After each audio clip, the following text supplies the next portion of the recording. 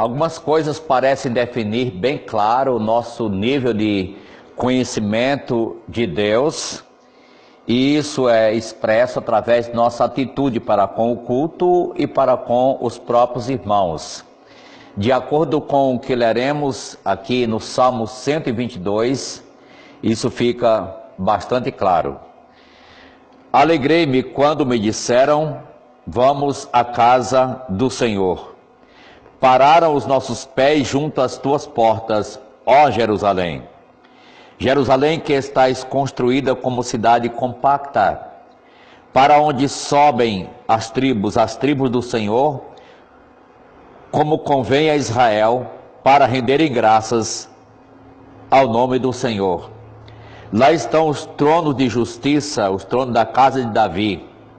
Orai pela paz de Jerusalém. Sejam prósperos os que te amam. Reine paz dentre os teus muros e prosperidade nos teus palácios. Por amor dos meus irmãos e amigos, eu peço, haja paz em ti. Por amor da casa do Senhor nosso Deus, buscarei o teu bem. Salmo 122 é o cântico de romagem de Davi. Observe aqui neste salmo a atitude do adorador. Vamos dizer a atitude do peregrino, porque é salmo de peregrinação. Os salmos de peregrinação, este é o segundo salmo. E qual a atitude do peregrino, ou seja, qual a atitude do adorador que vai para adorar? Porque esse salmo era recitado por aqueles que iam para a adoração ao Senhor. E qual a atitude aqui do adorador?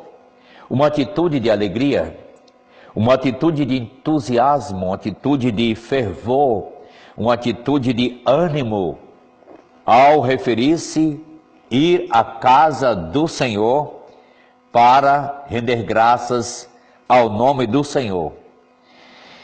A atitude louvável, na verdade, uma atitude digna. Vale salientar que este salmo, repito, é parte dos cânticos dos degraus, dos cânticos de romagem, quando iam para Jerusalém para adorar. E você diz, mas quem escreveu este salmo? Aqui diz que foi Davi. Mas é bom lembrar que quando Davi escreveu este salmo, ainda o templo não estava construído. Contudo, havia já a adoração. A adoração era em Jerusalém. Você sabe que mesmo antes do templo, havia o tabernáculo. O tabernáculo que era o local de adoração, o local dos sacrifícios. Posteriormente foi construído o templo, cujos utensílios, em parte, foi colocado no templo. E aqui nós vemos que ao ir a Jerusalém, o adorador estava com atitude louvável, alegre. Alegrei-me quando me disseram: vamos à casa do Senhor. Mas o local da adoração, sim, é em Jerusalém. Lá estão os tronos de justiça, os tronos da casa de Davi. E disse mais sobre esse local de adoração: Jerusalém, orai pela paz de Jerusalém. Sejam prósperos os que te amam. Aqueles que amam Jerusalém, que oram por Jerusalém, que oram por esse povo que ali vive ou que está fora, deslocado, mas é objeto das orações.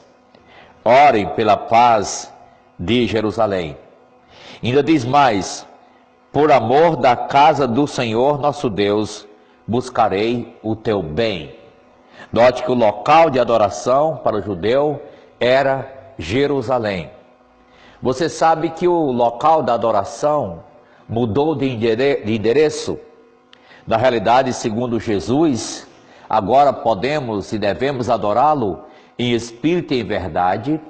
Não estamos mais sujeitos a um local, Jerusalém, mas onde quer que a pessoa invoque o seu nome, ele pode então estar presente, escutar e atender.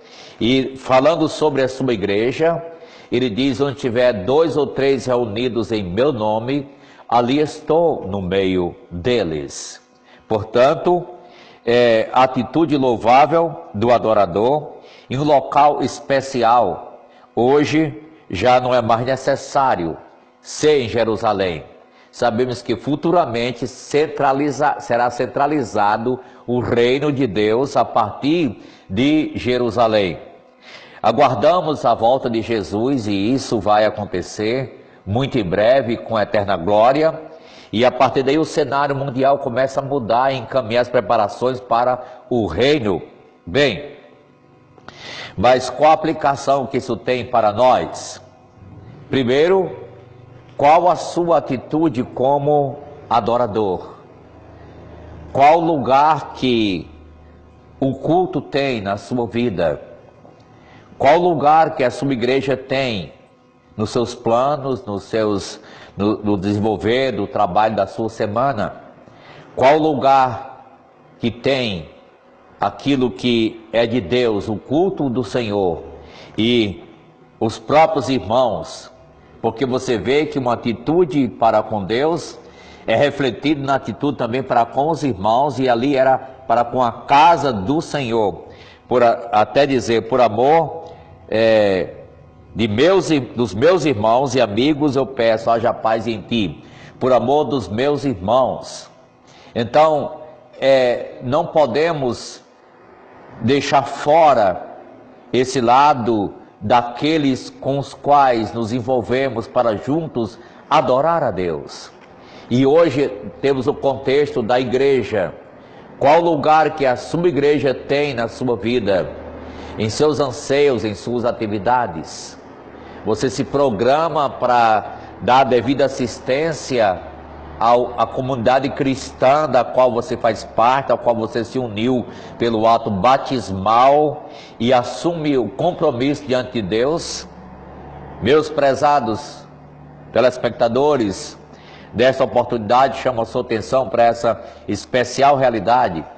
Eu queria lembrar o que está no Salmo 22, que é um salmo messiânico, um salmo onde o Messias fala. Salmo 22, e eu quero ler os versos 22 e 25 do Salmo 22. A meus irmãos declararei o teu nome, cantar-te-ei louvores no meio da congregação. A meus irmãos declararei o teu nome, cantar-te-ei louvores no meio da congregação. Aqui o culto e a adoração junto aos irmãos na congregação.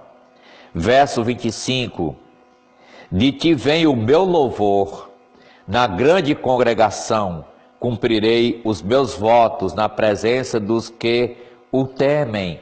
Note aqui a importância, irmãos, de levarmos a sério a igreja do Senhor Jesus, por aplicação agora, é claro, na época do Novo Testamento. O valor que tem a igreja de Deus é dele, e nós fazemos parte dessa comunidade, e devemos amar os irmãos, devemos amar a Deus que é o cabeça da igreja, a Cristo que é o cabeça da igreja.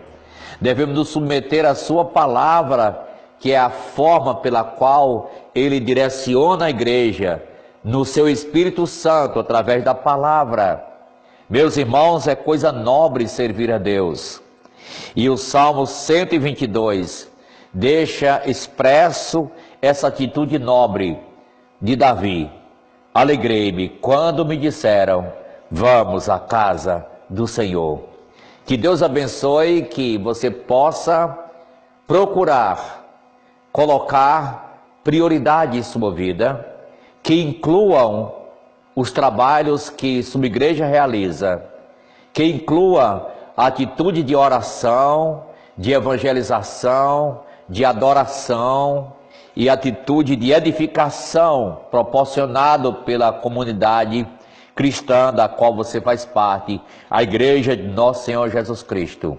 que façamos como Davi, tenhamos atitude nobre, entusiasmada, alegre e felizes por pertencer e fazer parte da casa do Senhor, no caso, da igreja do Senhor Jesus. Amém? Deus abençoe.